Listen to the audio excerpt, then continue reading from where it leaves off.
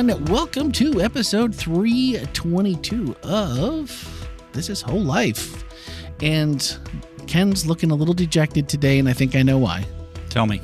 God on the big screen. Ken's his Blockbusters, they're done. They're gone. They're over. You're going to miss Tuesday nights at the church, my friend. I am going to miss it very much. I am already. That's why I'm, we're taping this on Tuesday, and I was just thinking I'm not going to see a movie tonight. You're all movied out. Got something else going on now. Is it any good? Tuesday night replacement for a movie night? Or is it Ken sitting in? It's the Florida Conference constituency session meeting that's happening at 7:00 this evening. And can I get a ticket? I don't know. I mean, I don't know if they'll let you in or not. Anyway, there's a pre-meeting for that. Do you know something I don't know that they wouldn't let me in? I don't know. I mean, I think you have to be a delegate to go. I don't know. Oh. Okay. Well, then I'm probably not because I didn't get any notifications. You should have told us a little earlier. If you'd let us know, we could have hooked you up. Could have gotten you in. All right. Well, I don't know these things, so I got to know ahead of time so I can get my name on the list. Believe me, I'll keep that in the back of my head for about 5 years from now. Yeah. That's right. If you need a delegate, you know who you can count on. I'll be happy to go. All right. This week was our final message in this series, God on the Big Screen, which all the movies have been really, really good. The messages have been good. So if you've missed any of the podcasts or any of the messages, you can catch them both in podcast form. You can catch them on our website, wholelife.church/live, and you can find all the archives there. And before we begin, we have a response that came in via text message last week after we taped and released the episode with Dan Merchant, and I believe this came up in the bonus episode, but I didn't go back to check because it was a long episode. So it was either in the regular episode or in the bonus, but I believe it was in the bonus where the question was asked to Dan and then prompted this response. I think Stanley asked the question. I think you're right. I think Stanley did. It was in response to Stanley talking about movie projects that he's worked on, and as a Christian, how you make decisions on what projects you're going to work on. And for Stanley, you go to film school at Southern and you have a Christian background, and you what do you do if there's no Christian projects to make, and this is what you do, and how do you choose your projects, and what's within the parameters? It was a great question to ask to Dan Merchant, who's been in Hollywood for a little while. Yeah, and who's doing it. So the text reads, last week's podcast, I want to respectfully and lovingly disagree with Dan's assessment of it being okay with the participation of putting out a Zombie Z Nation program. We each have to be responsible for what we put into the world with any of our jobs. Agreed that we can witness to those around and behind the scenes in our jobs, but I do not believe that justifies the end with that product. The whole premise alone is appalling, as it is in any horror movie. Once those scenes are in your mind, it's forever there. You do not remember the empathy part. Young minds are so very impressionable, and I feel adults should not be taking those images in either. We're living in a time where violence in our schools, churches, malls, movies, theaters, grocery stores, parades, and the list goes on, is horror enough in real life. Shouldn't we be fixing our minds on what is pure, true, and right? Stanley asked, how do you approach and it being okay to do some projects? I feel if any of us in our jobs get an inkling that this might not be good for anyone, including ourselves, that you should probably walk away. What is the line from the song I think Pastor Ken's daughter, Kyla, wrote? I don't want to live in the worldly mind. Let my mind be completely changed. Sorry for the long text. Just felt I needed to share my thoughts. Well, I'm glad they did. Yeah, thank you for sharing your thoughts. That's what that's why we do it. That's what this is for. Yep. Yeah, absolutely. That's good. Regarding the... Do you have an opinion one way or the other? First of all, I don't want to throw Dan under the bus here on the decision that he decides to make. And I think we all make decisions that other people may not always agree with, and which I'm glad that she spoke up, because I think it is something to be considered. I think that all of us get a chance to... I see how we all, make decisions at different times. There's been parents who have said, this is how this works for my kids. Yeah. And so they have to make decisions as a family. I'm not saying what Dan did was right or wrong. I just think that we have to look at how we make these decisions and what really creates a pathway forward for us. And that's what Dan, I think, was trying to say, is that our purpose, the purpose, actually, Ken mentioned this last in his sermon this week too, our purpose should always be very clear as to what our life is going to be about. But there's not always a straight line to that. And obviously what she's saying, no, the ends don't justify the means. And that's very, very true, especially when you think of some ethical issues. But I do think that we do sit back sometimes from the sidelines and don't see it always the same way as people who are in the trenches making those decisions. I've seen it before in myself when something's come up and something that I wasn't convinced I wanted to do necessarily. Could have been good money. It could have been I had to for job purposes. And then I've also looked back on it later in some cases and said, that was really dumb. I don't really think that was a big issue looking back on it, or vice versa. It's been both ways for me. But where I was at the time I had to make the decision, it felt like a big deal. And I'm not sure I'm pretty sure a few times I didn't make the right decision. So it's hard to judge sometimes where you're at in your life, in your journey. And I'm not putting that on Dan in any way, shape, or form. I think he was pretty confident in his decision. And I think, by the sounds of it, he'd make that decision 9 times out of 10 or 10 out of 10 for him. And again, that's something we all have to do. But I appreciate the idea that if that's something that, this person would not do personally, well, then that's definitely something that you stand on and say, yeah, if I'm that convicted, I definitely need to say this is not for me. And be confident in that and not back down because someone else, because, if you were talking to Dan, he would probably say, well, I think it's a pretty good idea. So you could, have a conversation and both, stand up for what you believe in and be confident. But everybody has different ways of looking at these things. And I think sometimes we have to be very mindful of the things we do and how they affect others. Yeah, for sure. Yeah, I definitely echo that. And knowing Dan as well as I do, I know that Dan thought about it prayerfully and made a decision on what he felt like was the right way to go. It's one of those decisions that those of us who have worked or will work outside of a church's employment will have to make on a pretty regular basis is where the lines are for us and what we think is appropriate, what we think is not appropriate. For me, it would be pretty easy to come down in complete agreement with what was written. I don't like zombies. I don't like zombie movies. I don't like horror movies at all. Yeah. And so for me, it's very easy to say, yep, wrong 100% decision. agree. And yet I also really, really, really enjoyed Hacksaw Ridge, which was pretty gory. And we can say, well, that's based on a true story, but it's still, there's a lot of violence in it. And so it's a little harder for me on that. And so, but I see more redeeming features out of a true story. All that to say is I really appreciate the person writing in and saying what they did. I agree with a large part of it. And at the risk of sounding like I'm trying to please all sides, which I'm not, I also know Dan really well. I know what a heart he has, and I know what, he'd spent a number of years investing his time and his money into creating God's Lord Save Us From Your Followers, and it was a financial nightmare for him. I mean, he wound up with a lot of issues, and as he told me, he said, so we had to invent ways for zombies to die for 5 years to dig myself out of that hole. And you might have even said it on the show. And I think we can all say, well, you could say, well, have faith, find a different project or whatever. But none of us have walked in Dan's shoes. And what I do know is that Dan loves Jesus, cares about God. And at the same time, I would say that I know for myself, there were things that when I worked in television news, I just had to say no on. Yeah. I was asked, as the TV anchor, I was asked to be the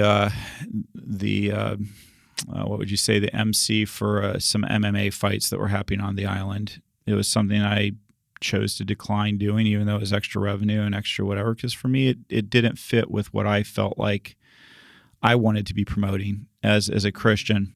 I think to the main point, each one of us should very thoughtfully consider the decisions we're making in our business practice, in our life, and no amount of money is worth it to do something that doesn't glorify God. I say all that, and yet I know Dan well enough that I know that he felt like he was doing I think that respectful conversation that we're having can come in. We can have that kind of conversation. People can kind of think about it on their own and say, well, what would I do? What will I do? What won't I do? And know where those lines are for you that you've talked about with Jesus and come up with. Thank you for sending that in, whoever you are. And I appreciate the opportunity to be anonymous with that as well. Yeah. And thank you so much, because those are all things that we like have this conversation about and be free with it. All right, back to now, or on to A Beautiful Day in the Neighborhood. And one of the things you started with, which I didn't know, was the Life is for Service in the plaque. Life is for Service, yeah. And that he had it in Mr. Rogers' kept laminated, and kept it with picture, him. It seems kind of like, it's kind of like a old-fashioned thing. I feel like George Costanza, where you got a 40-degree lift because you're sitting on that giant wallet that you can't close because there's too much stuff, like your grandpa had in it, because that's what you do. You put it in your wallet. But when you think about that, like, this was something that was so ingrained in him. And I was like the biggest, every day when I was a kid, I remember it was Mr. Rogers and then it was Sesame Street. That was my lunch break. And so I was a huge Mr. Rogers fan. But I almost felt like Mr. Rogers was maybe part of the land of make-believe, riding the trolley. I know he was all those characters, or many of those characters, also the puppeteering and all that behind the scenes. But did either of you know anyone even remotely like Fred Rogers? Anybody? Like anyone in your life that was just like so soft-spoken? I've known a couple. Carefully chose all of their words. Yeah. Always had a smile on their face. Yep. I never met anybody like that. like really? Not close. I'll throw out a shout out to somebody that I think of and like that, and that's the he was the youth director for the Southern Union for many, many years. His name was Alan Williamson. Oh, yeah. And Alan Williamson always had a big smile on his face, and I really only knew him as a teenager and child, so I don't know what he was like in meetings and things like that. But I did work with him briefly, I think, when I was a youth director. And for me, he was one of those soft-spoken, or I don't know if soft-spoken is the right word, but he was deliberate about what he said. And he always kind of had this very positive, upbeat attitude, and he loved kids. And so, that's one person that kind of comes to my mind. And I can think of a couple others that, they do. They take their time when they speak, and they Did it seem genuine, though? Like you, because sometimes I think those people that are so calculated and seem so happy, it's like, well, but I don't know. I guess that's where I see things. For me, Mr. Rogers didn't always seem happy. He just seemed positive. Positive might be the word that I would use as opposed to happy. He seemed, because he would explore really heavy subjects, and he didn't like laugh all the way through, or even it was. I think for me, like, people like that can come across fake until you get to know them. And then if you see them behind closed doors and you see them in those other experiences, and you can go, oh yeah, this is the real deal. This person is that person. And, by all accounts, Fred Rogers was who Fred Rogers was. Yeah. He was not putting on a show. And, I kind of had that attitude about him a little bit too, that he was kind of maybe, he had to be fake. And I've watched a lot of documentaries and read a lot of books and magazine articles on him. And if he was a fake, he was one of the best out there, because he really seemed to be who he said on and off the screen. And at the same time, never claimed to be perfect, never claimed to be a saint, neither did his family. Fred is a human being just like everyone else. You heard it in the movie. Yeah. The funny thing about watching this movie, spending some time on it, really made me think about, just being a nicer person, what it means to maybe just slow down. I just got done, Jordan, if you're listening to this, I just finished The Ruthless Elimination of Hurry that you recommended back when you were on the podcast. Oh, did you get the book? Yep, I read it. Man. It's done. That book really, along with, it was funny how this kind of paired with this movie this week, just really has made me stop and think about the pace at which I do things, even the pace that I talk.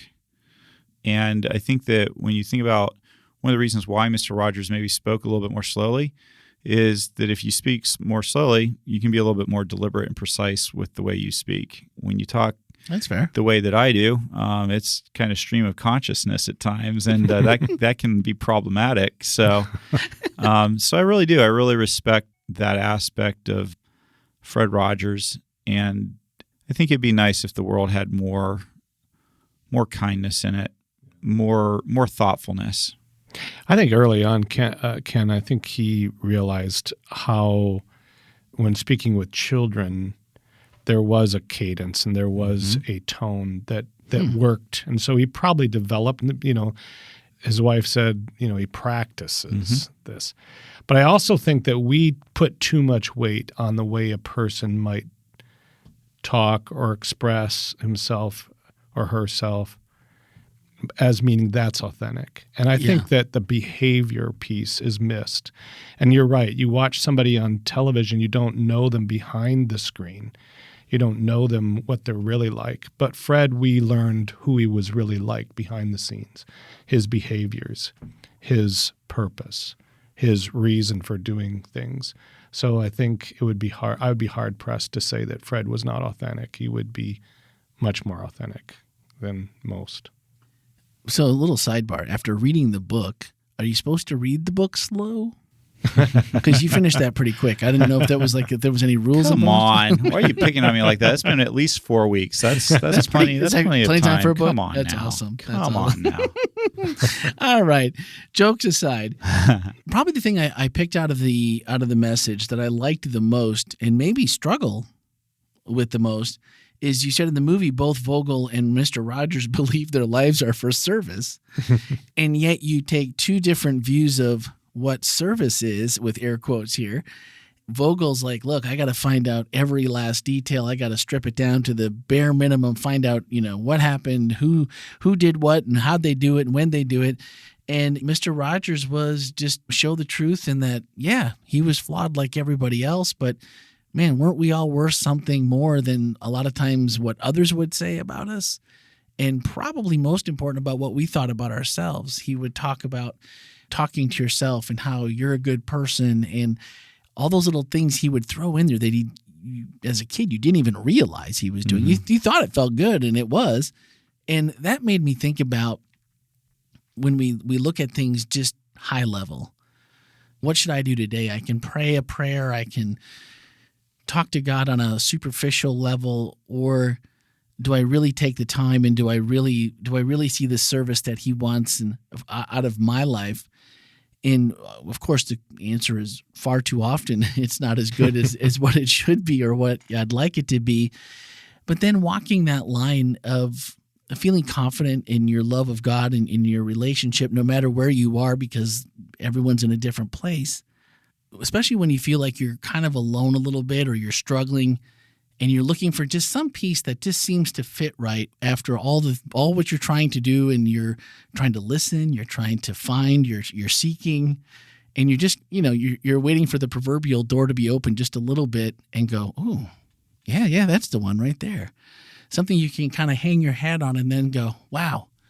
Now, if I could replicate that, or if I could apply that to other situations.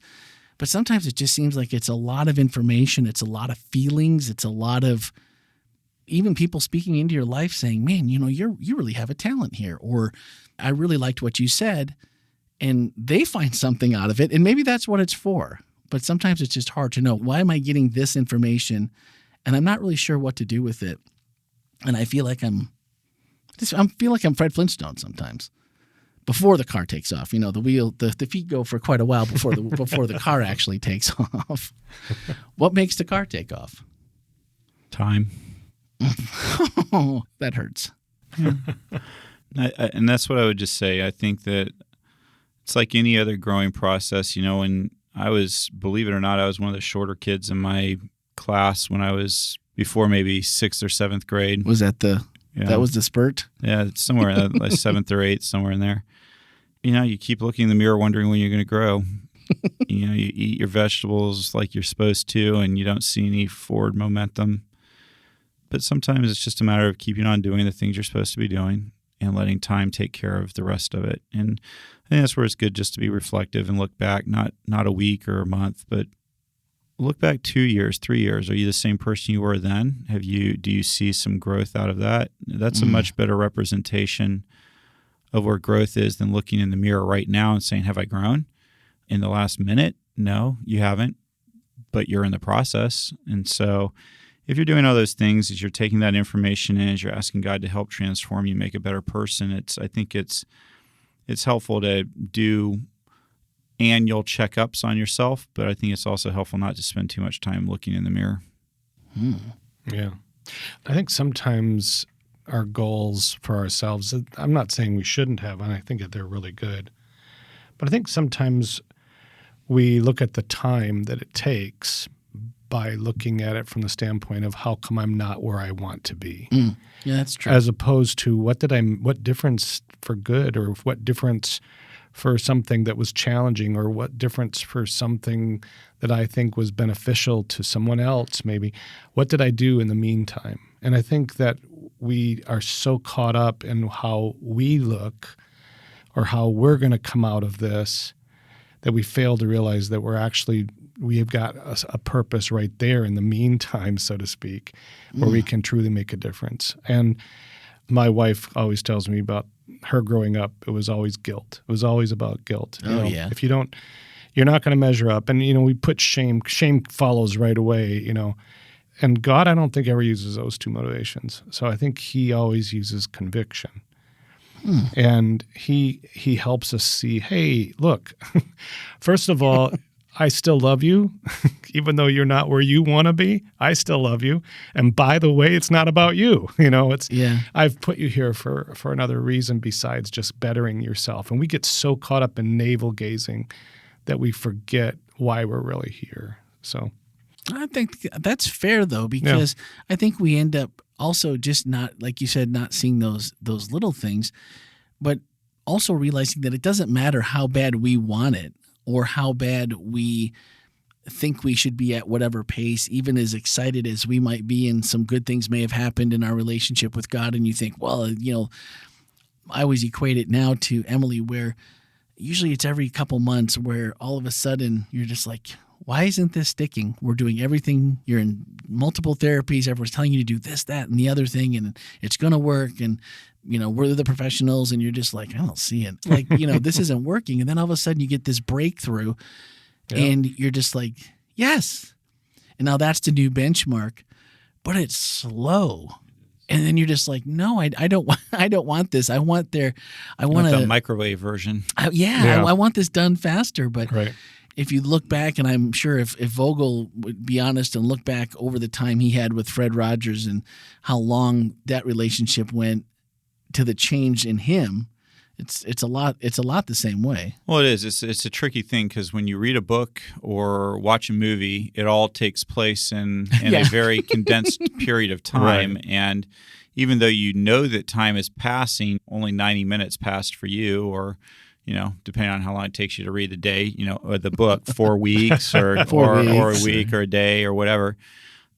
It seems like it goes pretty fast. It's, this happens a lot when people read the Bible. You'll turn a page and 100 years have gone by, and you don't really stop and think about that it just seems like it's all happening at once. And or 5 years or 10 years. Think about Daniel. I mean, you kind of read this stuff and all this good stuff happens to him pretty quickly, and the bad stuff kind of moves on, and yet there's a lot of time. That's going. Yep. I mean, even if you just think about how long it took him to get from Jerusalem to Babylon, we kind of, their captives were taken from from Jerusalem to Babylon, and then they're put into this regime. Well, it was I'm trying to remember how many. It was like 500 or 600 miles between Jerusalem and where Babylon was located. That's a long trip on foot. That is a long trip, and not to mention as a captive, and so it's easy again for us to look at biblical characters and think, man, things happen so fast for them. Well, he prayed and it happened. Yeah,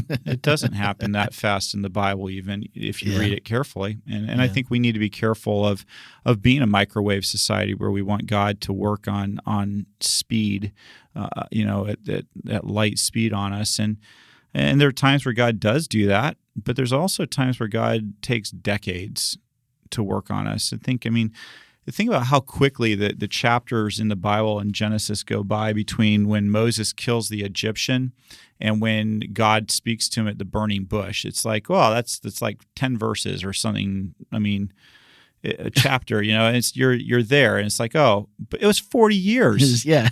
40 years. That's a long time. That is a long, long time, and there is almost no mention of what happened during that time period. Yeah. Almost none. And yet that his character was being refined out in that wilderness, taking care of those sheep, doing that stuff over that 40 years. And I think, again, for those of you who are getting discouraged because God isn't changing you fast enough, 40 years for Moses, 40 years between that time period. And we ought to go ahead and have some grace for ourselves and maybe also some grace for other people, that good behavior doesn't just happen overnight. It's a process. And it takes time, like anything that's worthwhile. It just takes time. Yeah, I liked the fact that we touched on it a little bit. That in the film, Mr. Rogers' wife tells Vogel that he practices it. This is it's important to him, and that he always talked about how do you handle your relationships? How do you handle yourself with your feelings, and how do you identify those? And those are things that I don't think most of us set out in the morning and go, well, let's identify the feelings for today. Let's make sure that. And by the way, she did say, I don't like using that term saint. So we have to give ourselves a break on what we think our goal is. What we think that or how good it might be or could be. And so I just think that those are the pieces that we maybe avoid, but then wonder why. You look back on yesterday and go, man, that was kind of a dumpster fire. And why not? Oh, yeah, because you didn't even stop after you steamrolled this and you just let that go. And you didn't identify how much better could that have been if we would have maybe shortened our cadence, taken a breath in between once or twice, and really evaluated what would happen. And I liked the end of the message where Ken's like, I'm going to let Mr. Rogers take this one home. And he starts with this speech that was given to an award. It was an award ceremony, wasn't it? Lifetime achievement. Lifetime achievement. And he said, fame is a 4-letter word. And like tape or Zoom or face or pain or life or love, what ultimately matters is what we do with it. And he went on to talk about how people that are in a position of leadership, which if you're on TV, you're leading somebody that's into what you're talking about or what you're leading into. You think of being a Jesus follower and thinking, boy, fame is no good in that either. And what we talk about and what we do being hopefully somewhat similar, but Lord save us from your followers needed to be made. So maybe it's probably not as close to what it should be as what it could be as we would like it to be maybe. And I just thought that was something that we could hang our hat on to remember that I feel like everything, he never said anything just to say it or to make himself look good. And in the end, what does everyone remember about Fred Rogers? I'm like, the first thing is he was kind. Mm-hmm. He was kind to everyone. And if that's the best thing that if we could be known for that, that'd be wonderful. There's a reason why I closed it off with Fred is because I wanted him to say it, and I didn't. I was really tempted at the end to go, and I hope you heard what I wanted you to hear out of this, because there are a couple things that I wanted you to hear, and since you're listening to the podcast, you signed up for extra, so here you go. Hey, yeah. But the first thing I wanted you to hear was one of the major components of living a life of service is being aware of those who have been of service to you. That's what he does with that 10 seconds where it's inspiring to think, I would like to be that person for somebody. I would like to have crossed somebody's mind when they had a minute to think about the people that have had a positive influence on their life. But it also fosters gratitude. You realize it's easy to look at all the jerks in the world that have not been good to you. Yeah. But the truth is there have been a lot of people in this world that have been really good to me, that have really gone out of their way to better my life and make me a better person. And I'd rather spend my time and energy thinking about them, what they did and how I can emulate that, how I can do that for others. I love that. And then the second thing I wanted people that I hoped at least one or two people realized was that this was the perfect bookend to our first movie. Because in the first movie that we watched, Good Night and Good Luck, I really talked about how, you can say, oh, don't watch movies, don't do this, don't do that. But we need to go ahead and think of the fact that movies have a place in society, and we can use them for good or we can use them for bad. We can use them to do good things or we can use them to accomplish really horrible things.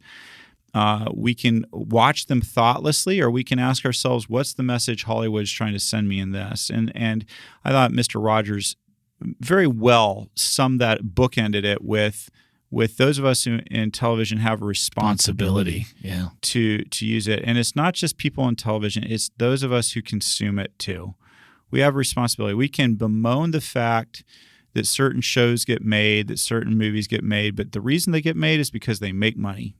And the reason they make money is because people sit and watch it and pay to watch it. And whether that's paying by watching advertising, because, oh, I watch free TV. No, you're paying. Yeah. And so the point is, we can bemoan bad movies, bad TV shows. We can do that. The question is, are we watching them? Are we participating in that? Because when we watch it, we only encourage those kind of things to happen. And again, this is not me trying to sit here and tell anybody what God's telling you to watch or what not to watch, but I do want to tell you that you should be asking God what you should watch and what you shouldn't watch, because God does have an opinion and he does want to talk to you about it.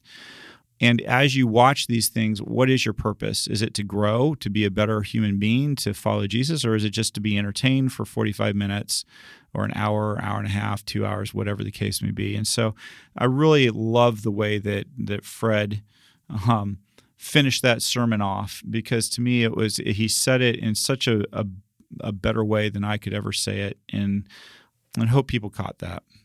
To me, the ending was really about legacy. What you saw on the screen, even in the midst of him accepting this award, which was very well deserved, showing that if you do things the right way, you can do things kind and you can be that person. And look at the run he had. Yep. And look at the legacy he's left. I mean, I've never met anybody that was like, well, that Fred Rogers, boy, I don't know about him. I'll just read a little bit more, because there are people out there that bemoan the things that he taught, and that every kid is, they bemoan the fact that he taught every kid that he's part of the everybody gets a trophy culture, that he's a part of the you can be anything you want, when in reality you probably can't be. There's a lot of things I'd like to do that I'm never going to be able to do.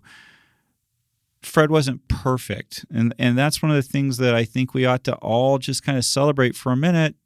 You don't have to be perfect. You don't have to get everything right to make a big influence and do a lot of good things. And you can, whether you think that Fred was a saint or whether you think that he had some flaws, I prefer to take the flaws route of things. And I think Fred would rather you take that route, because what it tells me is that if I'm seeking Jesus and I'm seeking to do what he's wanting me to do in my life every day, the rest is up to him. I don't have to stress about it. And if there are a few people who don't like me, or a lot of people that don't like me, it's okay. Yeah. There were a number of people that didn't like Jesus. And if there are people that didn't like Jesus, then surely it's okay if there are a couple people that don't like me. A couple, but let's not get out of hand. A lot of people. He's like, I'm going to go with a lot of people.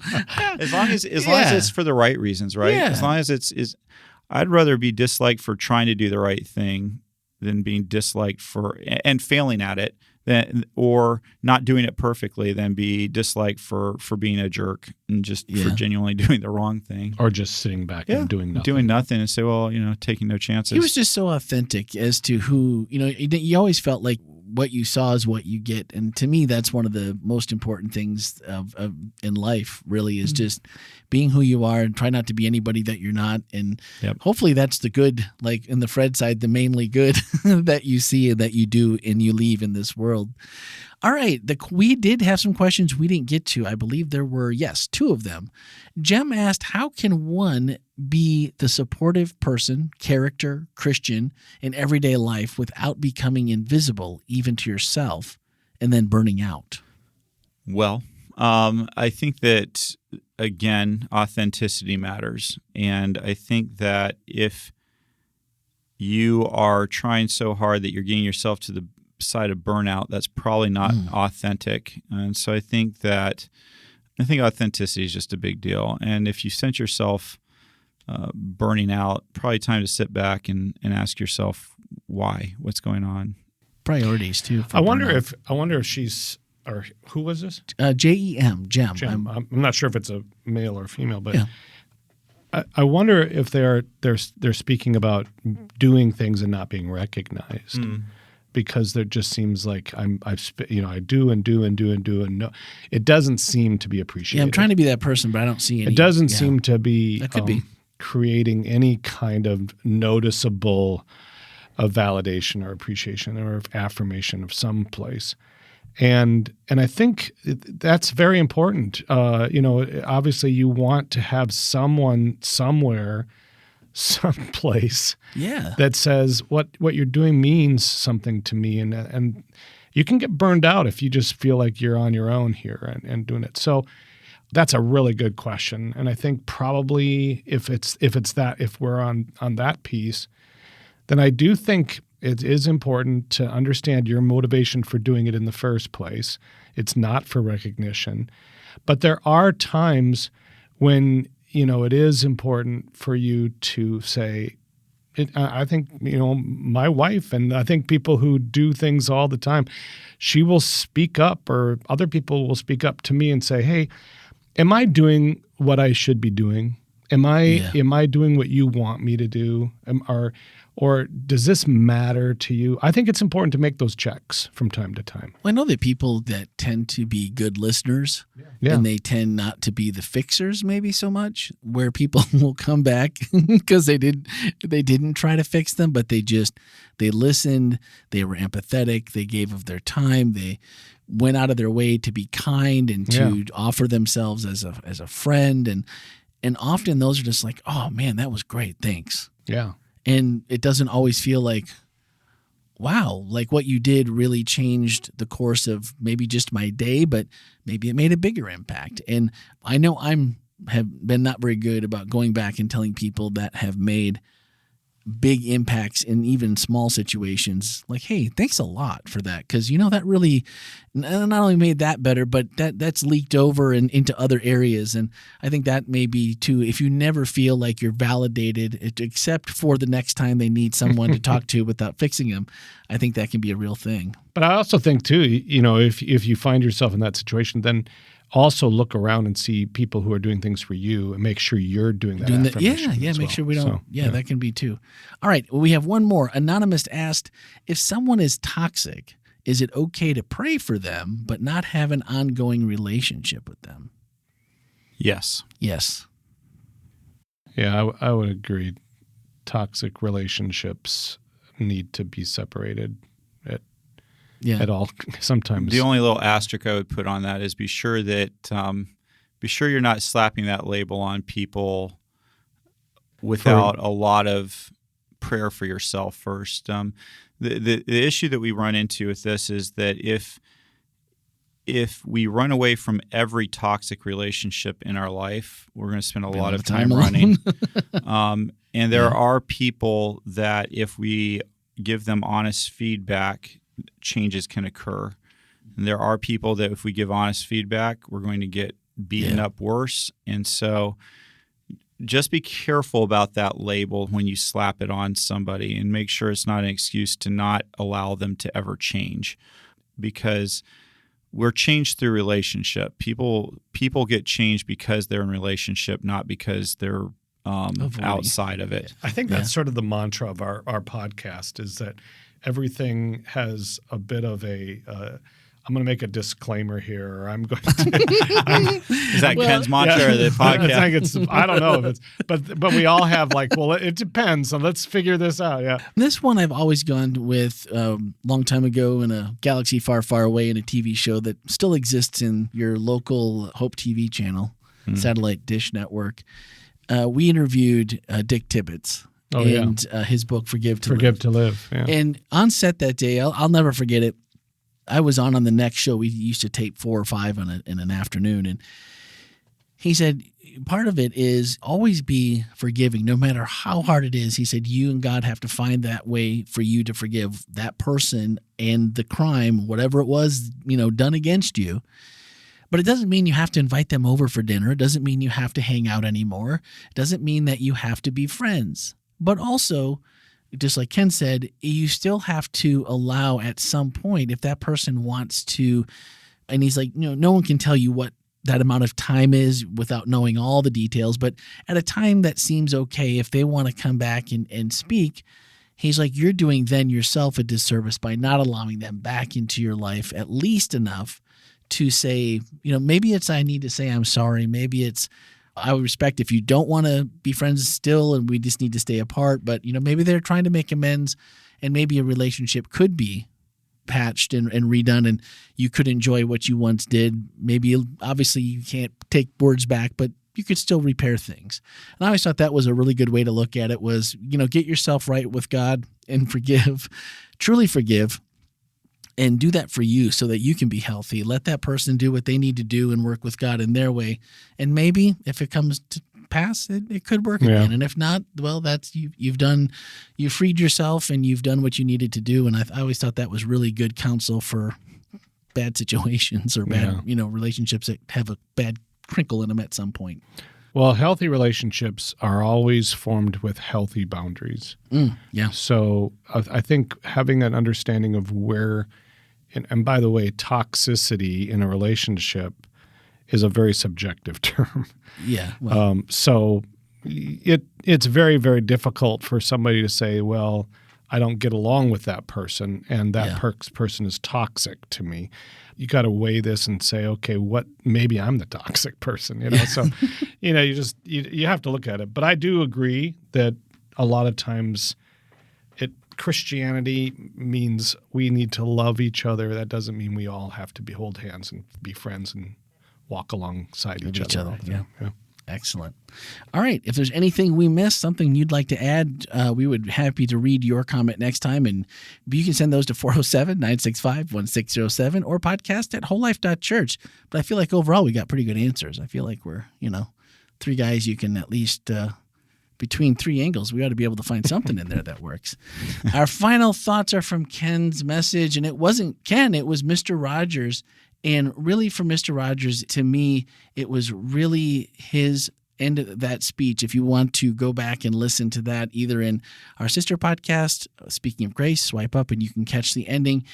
The way that was set up for that lifetime achievement speech, the humility, and all the things that Ken mentioned he'd hoped you'd take away from it, maybe listen to that one more time.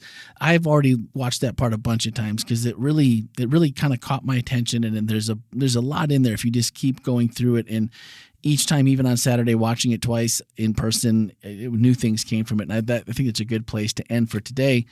And so next week, we are going to be starting, is this a one-off? We Are Family. All right. That's right. No, it's a series. Is it a series? Okay. It is a series. Oh, well, there you go. Yeah, we're going to talk to students and kids, and we're going to talk to singles, and we're going to talk to marriages. So, yeah, we got a couple that we're going to be doing there. Okay. And that starts next week with education, or Rise to Education. There it is. Who are we talking to? Do we have any, do we have anybody guests? Anybody who needs to be educated. Oh, are we passing? Is this a microphone passing kind of thing? No. Okay, so you're safe to come to church. We're not going to be passing the microphone. So, well, I can say that this has been between the summer series with all of the members speaking into our lives and these movies, which we all love a good movie, whether we'll admit to what movies we like or not. Those did speak into our lives very, very succinctly this year and very poignantly. There were so many good lessons to learn, so I hope you've enjoyed that as much as I have. That's going to do it for this week. We'll see you all next week as we get started on the new series. And continue to share and send your feedback. And most of all, have a great week.